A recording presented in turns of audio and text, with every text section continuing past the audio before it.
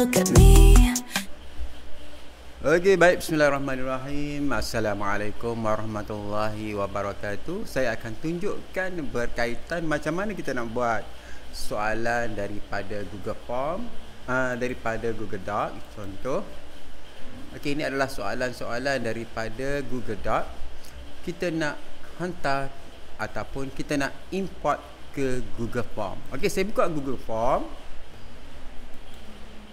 Okay, kita masuk dalam Google Drive, New, dan kita cari Google Form.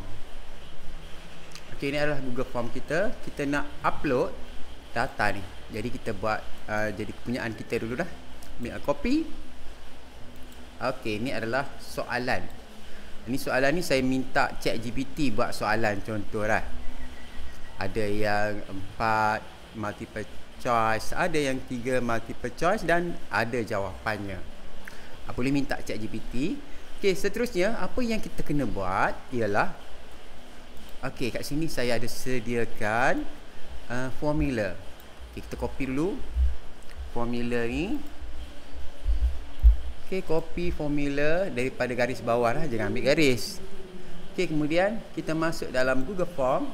Okey, pastikan Google Form ni kita pergi bahagian setting, buat quiz lah. Okey, masuk semula dalam question. Yang ni kita boleh delete pasti. Okey, seterusnya kita pergi bahagian more. Kemudian kat sini ada Google Script. Formula tadi adalah Google Script lah. Okey, yang ini kita copy, letak di bahagian script ni. Kita paste. Okey, apa yang kita kena buat ialah tukar ID doc. Macam mana ID doc? Kat sini lah. Selepas D slash, kat sini dia ada D slash sampailah slash pula sebelum edit.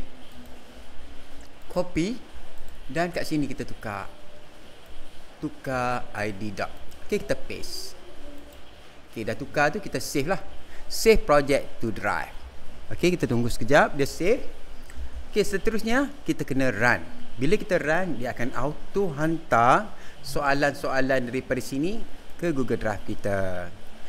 Dan kalau kat sini dalam ni dia ada, saya buat ni satu lah, jawapan satu markah. Kalau kita nak tukar boleh lah, pointer set 1 point. Kalau kita nak buat 10, kita tukarlah kat sini 10, ini 10.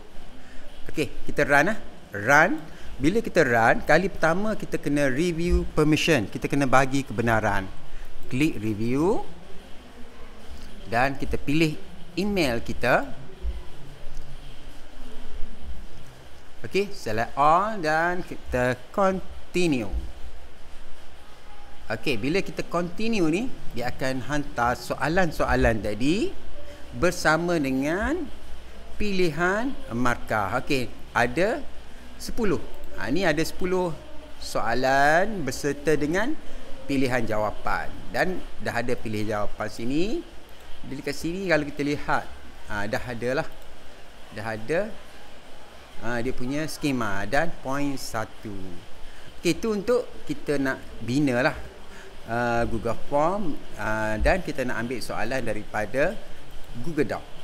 Google Doc ni soalan-soalan ni saya minta ChatGPT yang tolong buatkan. Okey, sekian untuk kali ini. Assalamualaikum warahmatullahi wabarakatuh.